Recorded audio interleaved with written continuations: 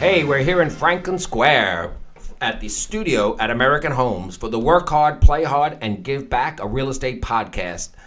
Today, we have John Gandolfo, top agent at the Oceanside location of Coldwell Banker American Homes. Welcome to the show, John. Glad to be here, Mike. Awesome, buddy. I'm so excited to have you here. We got a lot of great questions, a lot of things going on. Before we get into the conversation, I just want to remind our audience, if you like what we're doing here, make sure you like, subscribe, share our podcast any way possible. But remember to stay to the end for the drop the mic question. It's always the most fun part of the whole conversation.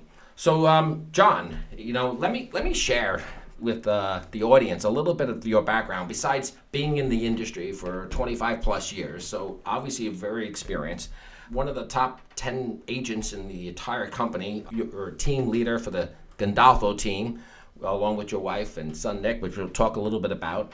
But some of the achievements that you have had, and this is just some of them because we don't have all day, so we got some stuff. International President Premier Award winner, Suffolk County Certificate of Achievements, Nassau County Office of the Executive Citations, Quality Service Pinnacle Awards for Superior Performance, Outstanding Performance Production over 300,000, many Quality Service Awards, President's Award for Centurion, which includes Quality Service and Pinnacle Status, Centurion Producer, all in the same year. 2024, honoring our best top 1% worldwide from the New York Herald. I mean, I can go on all day, but, obviously your success in real estate and achievements jump off the board, John. So I think our audience is going to be super excited to kind of hear your perspective on some of the industry topics out there. So let me kind of jump in with you, all right, John? Sure. With over 1,000 houses sold, that's a staggering accomplishment by itself. Can you pull back the curtain for our listeners? What is the negotiation, or the non-negotiating, I should probably say, daily and weekly rituals that powers the level of sustained production that you bring and your team brings to the industry? That's a real good question. Yes. You get me off. Yeah. Well, you know what you're going to struggle with? It's a daily thing. So you're probably like, all right, what time in the morning are you getting up? How early are you just hitting it already? So first thing in the morning, I have my cup of coffee. I'm in front of the computer. I'm checking my emails. I'm looking at offers. I'm following up with offers, looking at marketing, scheduling new appointments, doing photo shoots on properties. It's a constant effort. Right. And this is all before 9 a.m.? Oh, yes. Oh, way before. 9 a.m. is lunchtime. So what it's about is, in real estate, you have a pipeline.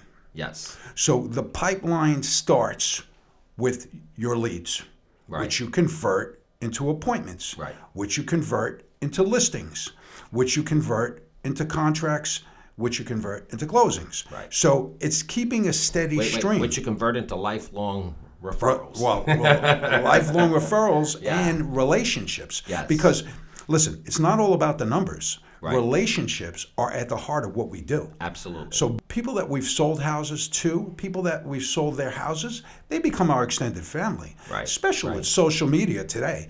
We watch people get married, have babies, communions, bat mitzvahs, bar mitzvahs. How many families that you sold the house are now working with the kids now? Oh, yeah, that too. And also we recruit some of them. Some of them will get their licenses later down the line and get into real estate. But, and then we watch their children get married and have babies. And it's a cycle. So that's what's so great about social media. Not to jump ahead, because social media is another topic I'm sure you want to explore. But that's what's so great about it, because we're involved in people's lives. We're wishing them happy birthday. We're saying congratulations to whatever, function they have. Their, happy anniversary, happy birthday. It's just one thing after another.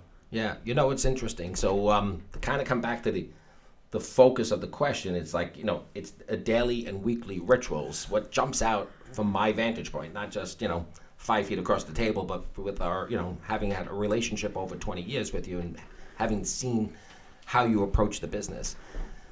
It's the intense focus on the business as a business each and every day. From the moment you wake up, you go at it. When agents tell me, like, how come I didn't know about that? I mean, it's your job to know about that. Right. Yeah, it's your job. Like, there was emails out, there was this, and it's like, oh yeah, I don't read emails. I'm like, how do you not read emails? It's an intense focus. You know what you said. I wake up, I'm checking email, I'm looking at text, I'm checking industry news all before my competition even wakes up. So it's that intense focus on succeeding that just burns through. That separates you from an average agent, which is great. Education is a big part of it. And people, you know, I've spoken to people and they'll tell me, I've been doing real estate for 25 years. Well, you've not been doing it. You've been doing it wrong for 25 years. So, you know, so it's about learning. As soon as I get in a business, I immersed myself into it. I wanted to learn everything about it. Right. Within 2 years, I had a broker's license because I wanted to achieve the next level. Every training that was available to me, I took, and I consumed myself in the business. You know, it's a very serious matter when you represent somebody and you're selling their home. Yeah, some of the biggest financial decisions they're making in their lifetime. So. And some people, it's the largest asset, and you want to treat it correctly. And then on the other side of it, obviously we have a fiduciary responsibility to our clients, which in my case is sellers. Yeah. Okay, but we also have of it. Right. The bulk of it is sellers. We do have some buyer clients, but the other part of it is if a customer comes in, whether they are my customer or another agent's customer, you want to give them fair and honest treatment. Right. You want to do the right thing. You want people to have a memorable real estate experience in a good way. I like in a that. good way. In a good way. Yes, exactly. Yes, because you could be memorable in a bad way. Right. Because we've had people call us and say, listen, my listing's about to expire. I was with another realtor for a long time, and it was a horrible experience. And can you please meet with us? And we meet with them, and we go over everything. When I sit down with somebody, I give them a marketing plan. In that marketing plan, it discusses every step of the way, including today we're doing a comparative market analysis. Right. Then we're going to review paperwork. Then we're going to schedule photography. The house should be photo ready, one step after the other. From contract to closing, when we're doing a walkthrough, when the bank appraisal occurs, that I'm going to show up, meet the bank appraiser, and furnish them with comps to substantiate the sale price on the house. So there are many things that I do from morning until night. Yeah. And if it has to be 7 days a week. Yeah. So I take off when it's convenient to take off. Incidentally, even when I'm on vacation, my phone is on and I'm working. Yeah, of course. Because it's hard to shut off. You can't just shut the switch off because these people, this is their lives. Right. Okay? This is very important to them. So when somebody calls me at 8 o'clock at night because they have a question, all right, I understand why they're calling me. You know, I don't want them losing sleep over a certain issue, so I don't mind answering the phone and going over it with them. Yeah. You know what I love that you touched on? It's transaction management, essentially. Sure. You know, they're hiring you, and then while they're deciding to hire you, actually on the listing appointment, they're trying to decide. It's like an interview, essentially. But we used to term it a bedside manner. You know, we liken to if you went to a doctor and they were going to give you a shot. If the doctor just walked in, looked at your chart, grabbed your arm and jabbed you with a needle, you go, whoa, what are you doing, right? But they don't. They come down and they introduce themselves and they say, look. Explain the procedure. Right, and they walk you through it as a bedside We're going to numb it out first, yeah. right. But that's exactly. Feel a little pinch. Right. But that's exactly what you're doing. You're walking them through the process because your experience and you took the time and you touched on super important from the beginning. Educated. You got educated about the process. And you've leaned into the business as a professional, so you can walk them through the process from day one, so that they can see the path forward. So I love that approach to, it's a consultative approach to listing properties. So I think that's something very different than the average agent out there. So if there's if there's agents out there and you're listening here today, this is a gold nugget you're sharing with them. So listen. Great.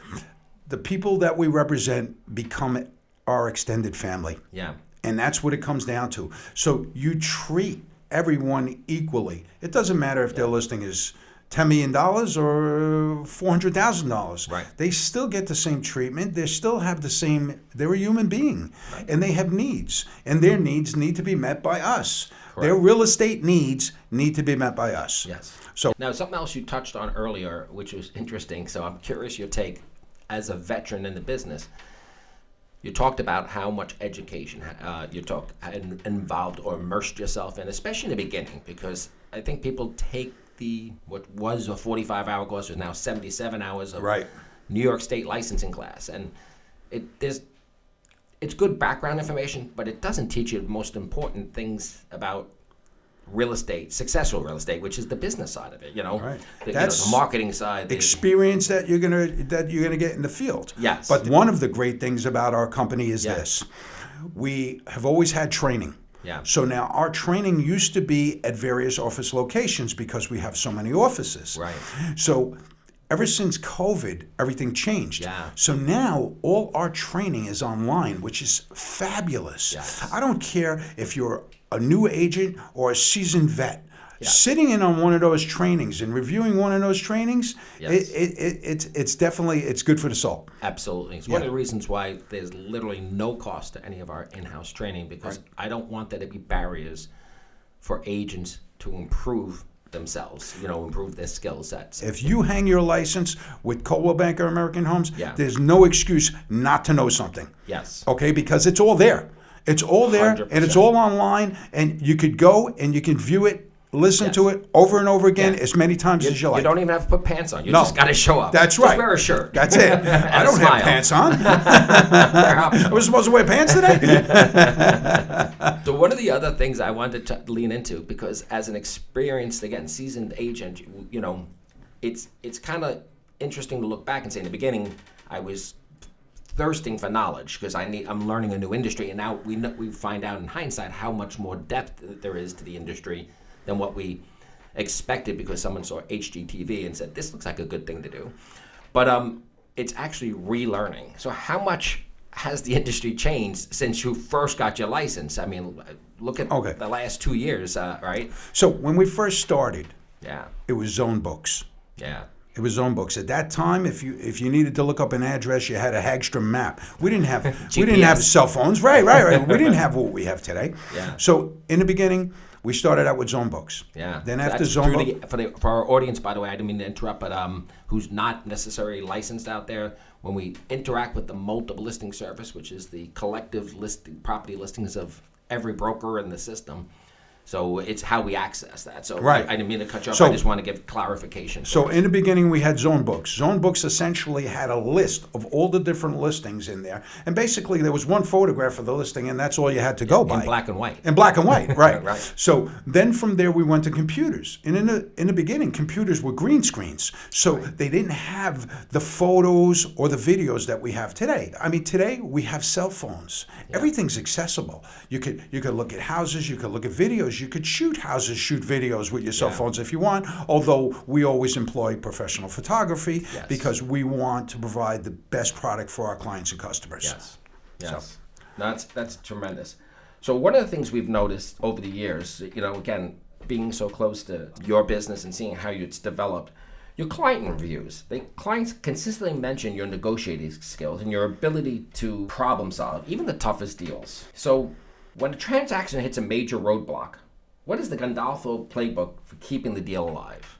So when we're in the heart of a negotiation, each party has to feel like they won. Each party has to feel like they're getting something out of the deal.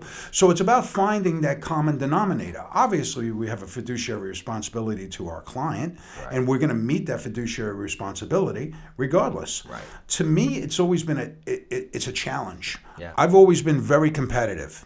Right. In that competition, I look at that negotiation as competition. Okay. So, and it's funny, I am always about getting a higher dollar. I'm not working from the bottom. Right. So I'll have a seller say to me, John, I need this number. I need $950,000. Right. So I'll shoot for $960 or $975. I'll try and get him more money. Under promise and over deliver. Exactly. Now, I'll call them up, and I just did it yesterday on one. And I said, I got good news and I got bad news. So the bad news is I didn't get you $950. I know where this is Okay? going. And he said, what's the good news? The good news is I got you $960. He says, come on. Yeah. I said, really? So, but the reality is when we're not working from the bottom, when somebody calls me and they say, what is your seller willing to take? Yeah. what do you? My answer to them is, what are you willing to give? Yeah, the person who speaks first come on. loses. So. Exactly. It's just like when you're in a negotiation and you're at a stalemate. The person who picks up the phone first loses. Yeah. It's always been that. So my seller's like, well, get back to no, I'm not. The way we left off is this is where our number is, and they need to get back to us. Right. We can't sell them a house. They're going to buy the house. Right. They want it. They have to see the value in the house, and they have to make the offer accordingly. Right.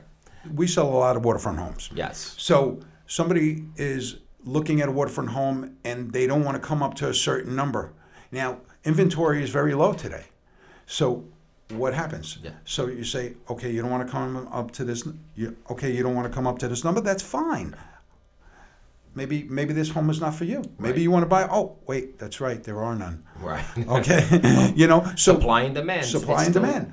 Same thing. Mother daughter. It's not just high end. We're selling a mother daughter homes. There's a shortage of mother daughter homes. Yeah. You need that second kitchen. You need that auxiliary apartment. Whatever it is. You know, you don't see the value. There's a value. Yeah. There's a value to that extra space, and that value is greater to you than it is to me. So come on, what are we talking about? We're talking about pennies. Yes, exactly. What you just touched on, again, this is another big golden nugget for anybody who's newer in the business, who's trying to understand how to craft what I call a business worth owning, right? Mm-hmm. It's product knowledge. It gets to be a lost art. You can't just learn the marketplace by sitting in front of a computer. Yes, you can see what's available and stuff, but it's also seeing what sold and what didn't sell, you know, how long it was on the market, understanding the supply and the competition in the marketplace, and consistently, because it changes from month to month to year. So, you know, obviously we've seen it change huge in the last couple of years. Well, it's also knowing your product, which is, I think, what you were touching on. So knowing your product. So when you walk into a living room, you're going to point out this beautiful living room with 4-inch plank hardwood floors, cathedral ceilings, coffered ceiling, whatever. Right. All right. You point out. You don't walk in a room and say this is a living room. Right. It was quite obvious. When you get in the kitchen, you say this is a kitchen. You know what? The stove gave it away. Right. Tell me about it. I knew that. Tell me about the kitchen. Okay. Exactly. We have a Thermador stove with all Thermador appliances, soft close drawers. You know, I mean, the details. Product knowledge. It's in the details. Product knowledge. Yeah. Exactly. You know, if you got a job selling cars. Yes. You would have to, when a new vehicle comes out, you'd have to learn about that vehicle. Yeah, you need to know more than it has 4 wheels. Right, exactly. What's the operating system? So we look into what's the operating system of this home. Yeah. Okay, what makes it tick? Does it have gas heat? Does it have oil heat? How much electric is it? 200 amp, 150, 100 amp. What is it? Do we have sub panels? All the details. Yeah. It's about details. Yeah, it's not just a house. Right, exactly.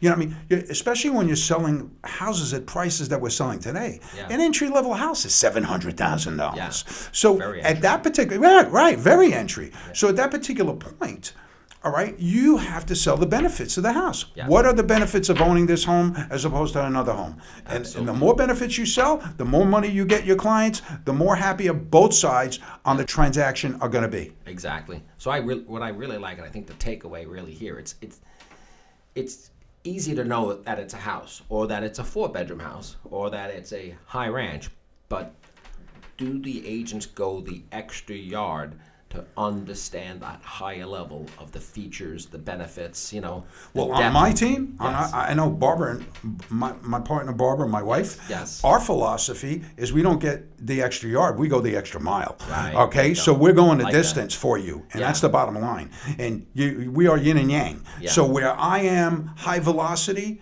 okay, she is softer, more maternal, but the knowledge that she has about real estate and homes, because she's actually been doing this longer than me. Yeah. How long has Barbara been doing it? Barbara's been doing it a little over 30 years. Yeah. And she was, I thought so. I just wanted to make sure. She was an entrepreneur early out. You know, she had her own hair cutting. She owned her own hair cutting salon at 18 years old. Fantastic. Doesn't surprise me. No, she's always been an entrepreneur. I've been an entrepreneur. Together, we have a recipe for success. Yeah. And that's really what it comes down to. And it's about people. Yes. It's about building relationships.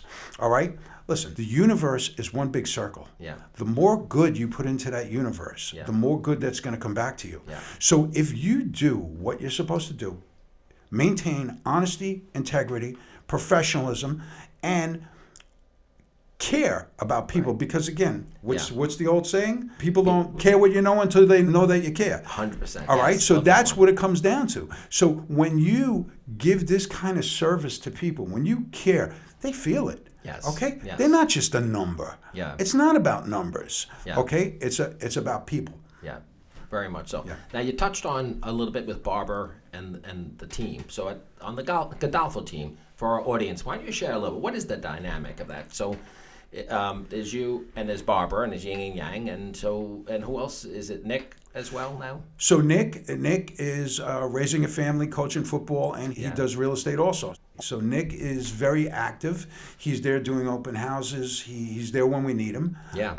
And he's going to, in the future, he's going to play a major role Right. as we get older. He's Yeah. going to take a more active role, and his children get older. Yeah. So as we get older and his children get older, he's going to play a more active role in real estate. Correct. As we need to take a step back, if that ever happens. Yeah, know? right. Right. Well, he's got a perfect mentor right there. He's got a front row seat. So, What's great about it is our children yeah, learned and know more about real estate than half the agents out there, just from being At the a kitchen- fly on the wall. at the kitchen right. table at Just from being a sponge and being in the room and hearing us on the phone, because Yeah. I'm on the phone negotiating a deal. Barbara's on the phone negotiating a deal. You know, and they hear it day in and day out, year after year after year. Even though you don't think they're listening, Yeah. subliminally they know it. yeah, they hear. Yep, they hear it. Yep.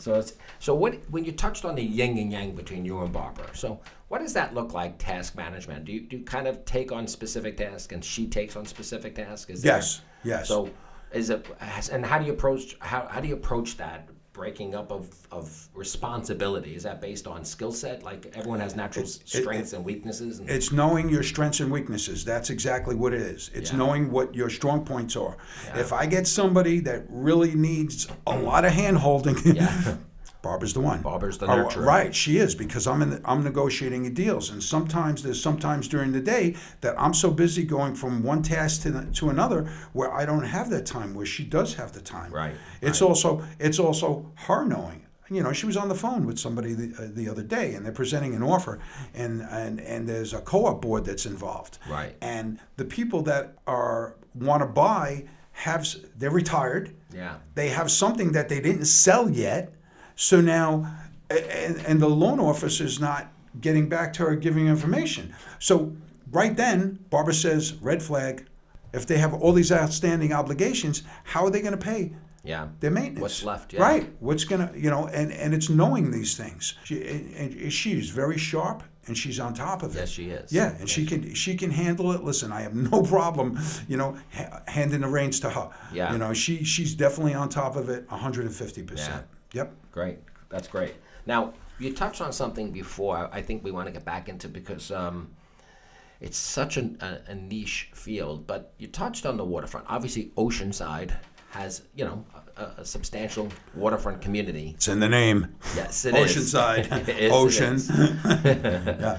So, waterfront. You've been hugely successful with the waterfront properties, canal fronts, bulkheading. What's a major challenge that you tend to run into with waterfront homes that you don't run into with other properties? Bulkhead is one of the will be a major hurdle. We recently had a property, and they redid everything in the property except the bulkhead. Okay. The bulkhead is a $50,000, $70,000 job coming up, and we had the house listed for $975, and we wound up closing out at $940. Okay. And that's with a $50,000 to $70,000 Yeah. future bulkhead bill. So it was like we got over $1 million for that house. Yeah. Now the seller put a lot of you heart. don't see that in the comps. That's part of the problem when other people see that. It's Right. knowing the story behind the comparable sale. Exactly. That's important on So pricing that's a big thing. And then people don't understand what is bulkhead. What is bulkhead? Yeah. Well, bulkhead is deadmen, it's tie rods, it's whalers, it's sheathing, and it's poles. That's what Bulkhead is. Yeah. And it's how it's all put together. Yeah. And our background, and when I say our background, Barbara's background also. Yeah. Yeah. In construction, in waterfronts, we've had bulkheads done on our Yeah. own properties. Yeah. So so we know about this. Right. All right. We've lived through Sandy. We've seen Irene. Yes. We know with what's involved. Yeah. What about floating docks? Floating docks? Average floating dock is between $15,000 and $25,000. Yeah. Yeah. Yeah. Everything's more expensive. And then an aluminum ramp is like $7,000 for aluminum ramp. So if you're talking about $30,000 between the dock and the ramp. Right. Yeah. So what do you know about flood insurance for our audience? So flood insurance, if you have a grandfathered policy, Right. that's the best. When somebody has a grandfathered policy and they've had the policy over 20 years, we're really happy. Their flood insurance is $1,500 a year. Wow. It's $1,800 a year, as opposed to somebody that said, I paid off my mortgage, so I didn't keep up the flood insurance. Right. Okay? Now, they have to get a new flood policy, and when that gets quoted, depending on the height of the risk. So it's all risk assessment. That's why they'll run your credit when you get when you get a homeowner's policy, because it's also, they're not just insuring the house, they're insuring you. Right. So now, just officially for our audience here. So flood insurance technically in any zone is not required. It's not that we're suggesting they don't, but if you're getting financing, Correct. the bank's going to require it. Correct. So if someone comes in all cash, they can choose to risk it. Not that they should. Right. They could be self-insured. Right. Yeah. Essentially. So, Right. That's what it is. If you don't have insurance, people do it. People do it with flood insurance. People do it with homeowners. But now you're not covered. God forbid there's a fire. Right. Right. You're sustaining a total loss. Correct. All right. So again, insurance is a big part of our business. Now, insurance overall has gone up and up and up. My particular house that I'm living in right now started out at $1,600. It's now $4,900. Okay, in 5 years. Yeah. So now, what happens? After COVID, prices went up on everything. Yeah. Construction prices, materials, everything went up. So now, what these insurance companies did is they reassessed the policies that were in place. Right. So the replacement value that they had back 5 years ago was insufficient. It was very insufficient. Yeah. Because now to build your house back then, you could have built your house for $400,000. Now it's costing you $1 million to build a house. Right. It could be, it could be that high because that's another dollar per square foot. Right. Absolutely. Yeah. Absolutely. Now, what's interesting is this: is because many waterfront properties are really on the high end of the marketplace. They're some of the premium spots. They get the highest prices. So it kind of forces you to play in the luxury market. Mm-hmm. So as somebody who deals with luxury properties and high-end properties, how do you approach marketing differently as a realtor on a luxury property than, say, an entry-level property?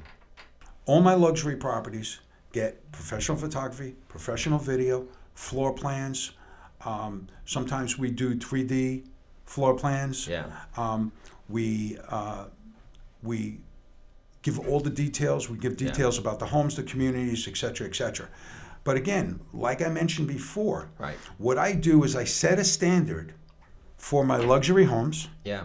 And then I just pass that down. Okay. So what I do is I give premier status to all my listings, whether it be a luxury home. So I look at the luxury market and I achieve what I need on paper, on video, on the computer, if you would, to present that house to the marketplace.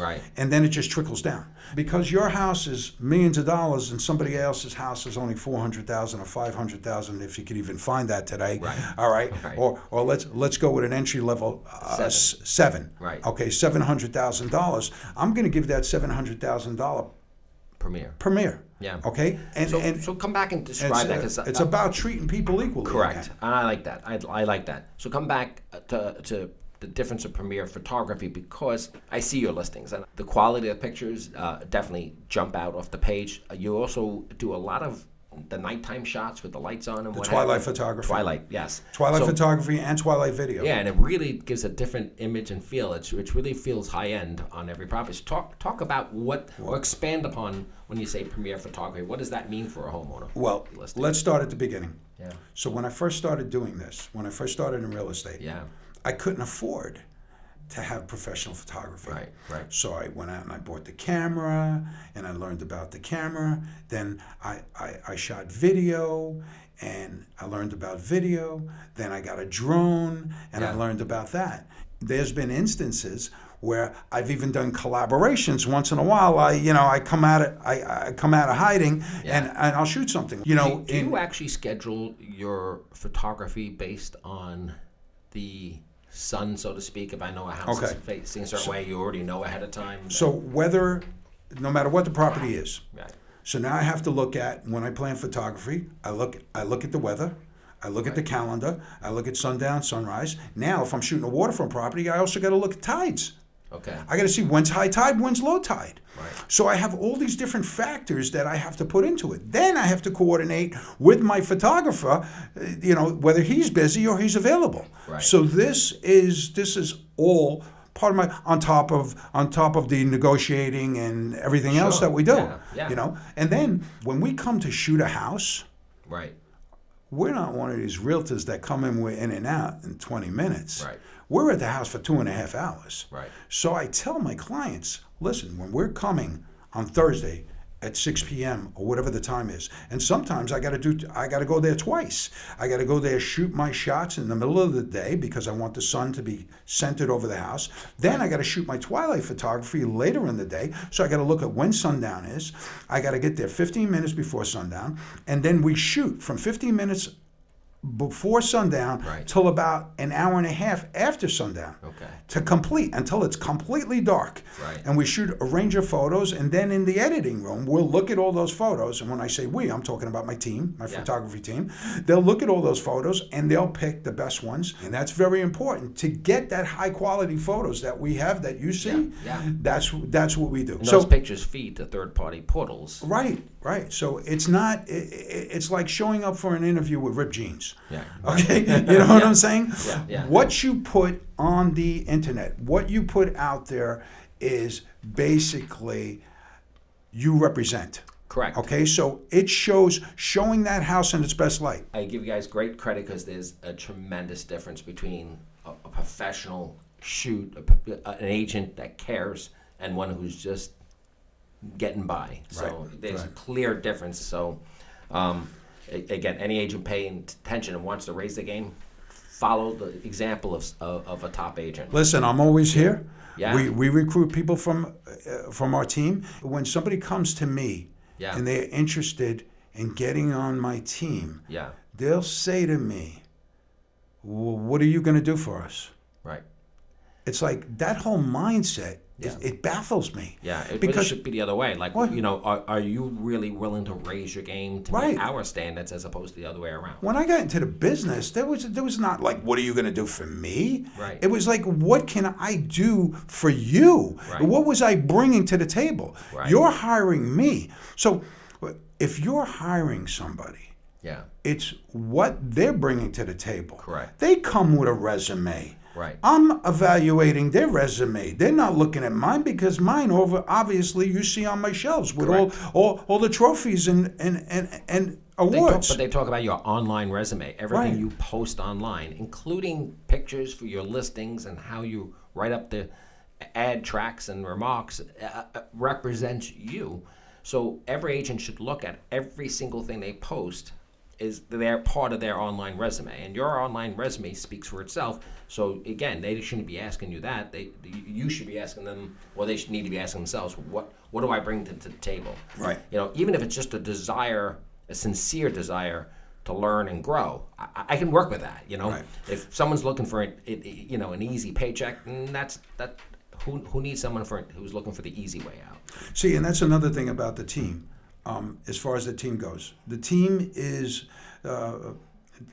has basically always been Barbara and I. We do the bulk of the business. Right. Now, I have seen teams Right. And what they do is they have an army behind them, and they take credit for all the closings, Right. for all the sales.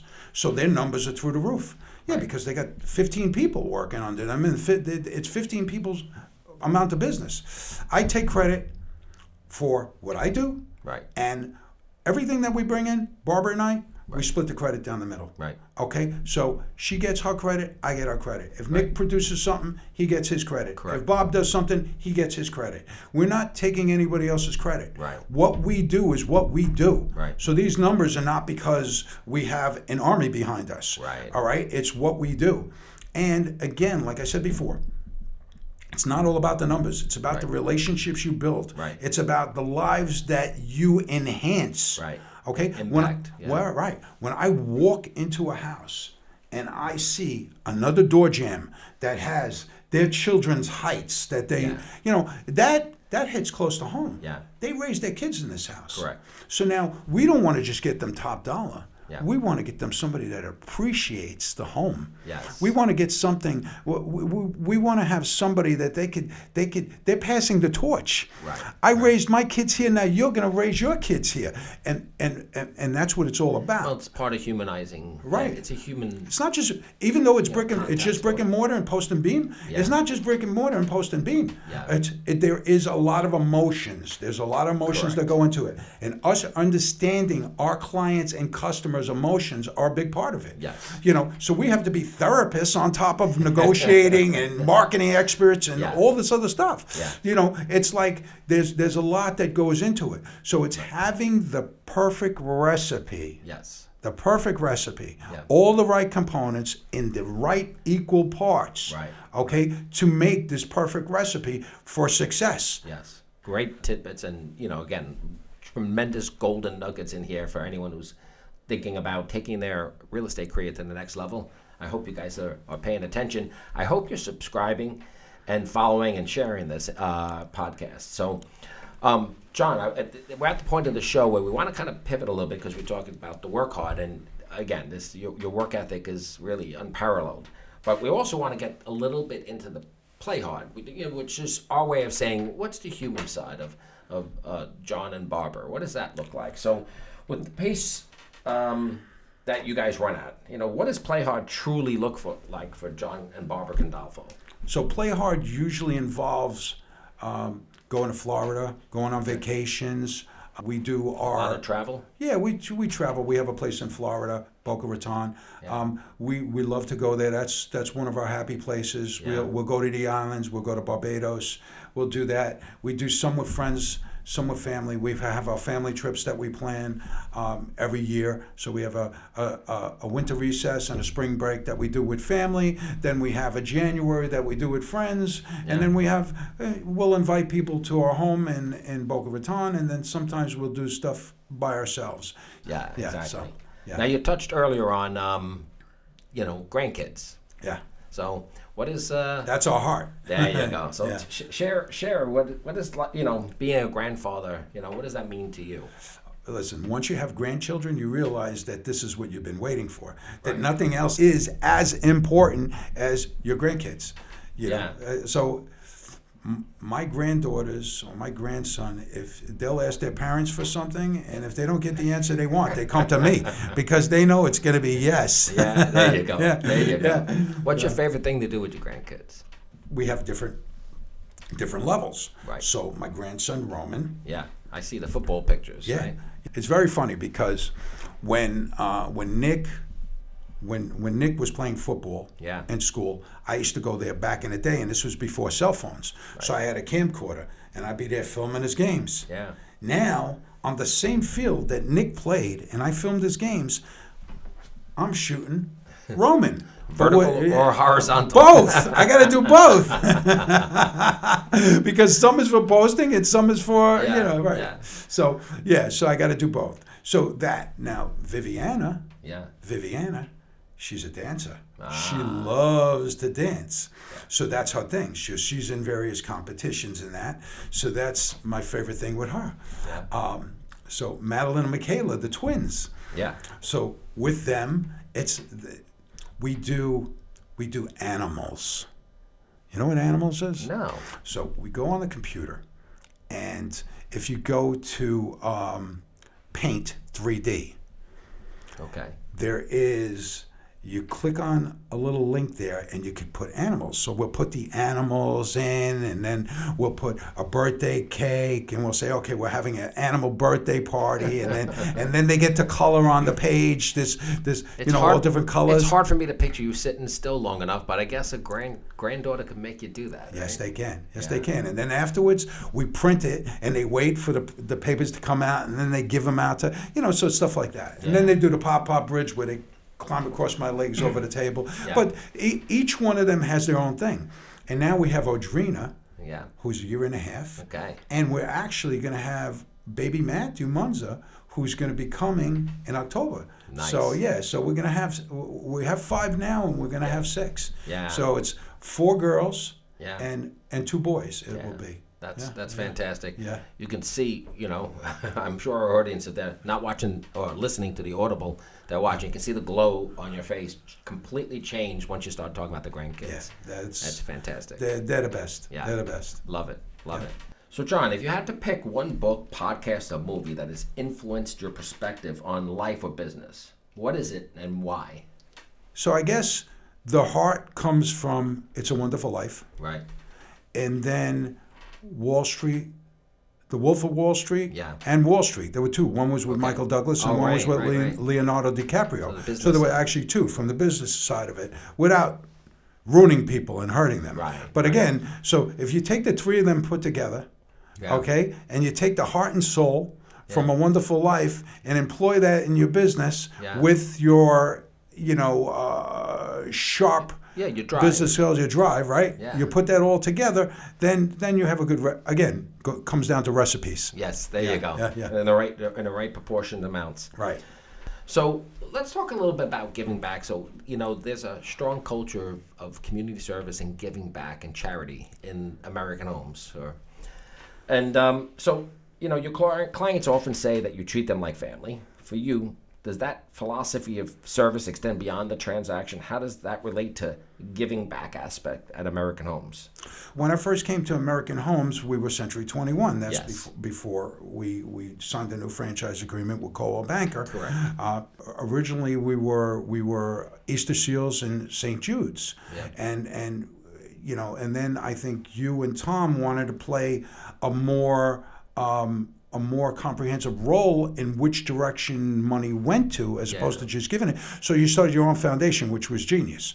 Well, but aside from 5 or 6 years into the Heart of American Homes Foundation, so correct. it's a certified, tax certified foundation, and I think that focus, just to clarify for our audience, is really there's so much local need, right, and it allows us to do fundraising and leverage those dollars very local to real situations that are right here in our communities. Right, and you have people that sit on boards and decide where funds are allocated. Yes, which is very important. Listen, we had a closing and the person was losing mobility, and they had to sell their house because eventually they couldn't do stairs. Yeah, and when we closed on that deal, we told you, cut her a check for X amount of dollars, giving it back to her to help her out. With the Knights of Columbus. The Knights of Columbus in the past, we've gotten involved. There was a person that lived in a home, and it was a ranch, but he was eventually not going to be able to live in that home. So, we built a ramp, and we made his doors accessible. Right. So he didn't have to leave the home. Yeah. So there's things like that. During Hurricane Sandy, a lot of people lost everything. So we have a huge office in Oceanside. So our office actually turned into a donation center, and people would come in, and they would be slightly used clothing or canned goods, and we had bags set up with food, and people would donate food. Then all of a sudden it took off, and there was a couple of clothing distributors that got wind of this. Yeah. And one day it just mushroomed. So we see a tractor trailer pull up in front of the office. Yeah. And now with the forklift, he's bringing pallets of children's clothing out. Yeah. So this thing just took off. It just really took off. There were people that were living in devastated homes. Yeah. Very much so. You know, Very much so. even on my block, I lived on the water at the time. Yeah. So I had a backup system where my generator backed up my house. Right. So I was running extension cords to 4 houses. I was going through like 40, 50 gallons of gasoline a day so I could run the gas to keep my house going and go on the other house, keep the other houses going. And it was like... That's why I love when community comes Yeah. together. You know, you see the strength of a community when never- challenges happen. I never forget, I'm driving down the street and I see a Domino's. It's open. The door's open. The lights are on. Yeah. So I ran in there and I said, oh my God, you guys are open, because nothing was open. Yeah. So I was like, okay, give me 15 pies. Yeah. So I got 15 pizzas. So I started going to my neighbors and giving pizzas out. Yeah. You know what I mean? Yeah. And my neighbor, who was devastated by this, all right, he, older than me, hugged me and started crying. Yeah. I could, and it's like that moment. Yeah. All right, that really defines you. But this is how Barbara and I are in general. Right. We've always helped people out. Right. I could tell a dozen stories, but I'm of the belief system, when you do a good deed, you don't tell anyone. Right. Because it diminishes the deed. Yeah, the actions speak for themselves. The reason you do something is not for the applause. Correct. You're doing it to help somebody. Yeah. And that's what's very important. Absolutely. Yeah. Absolutely. So, John, we come to the part of our episode where we always love the drop the mic question. Uh-oh. It's time for the Drop the Mic question. But before I ask the drop the mic question, again, I just want to remind our audience, if you like what we're doing here, like, subscribe, share our episodes. We'd love to have you back. As this is episode 1 of season 3, by the way. So if someone owed you money, what would be the most effective way to collect on that debt? If somebody owed me money, what would be the most effective way to collect on that debt? Oh, that's a good one. We're talking 2025, right? Yes. Yeah. Okay. Yeah. Not the 1985 version of John Gandolfo. I guess. Just being relentless, like I am in my business. You have to pursue it. You have to remind them, hey, listen, I lent you this money in good faith, and please give it back. Right. All right, let's give you an easier one. Let's do easier, please. I was playing with you a little bit. Yeah. All right, if you could trade all your sales awards for one single talent in a completely different profession, which talent are you taking? Olympic swimmer.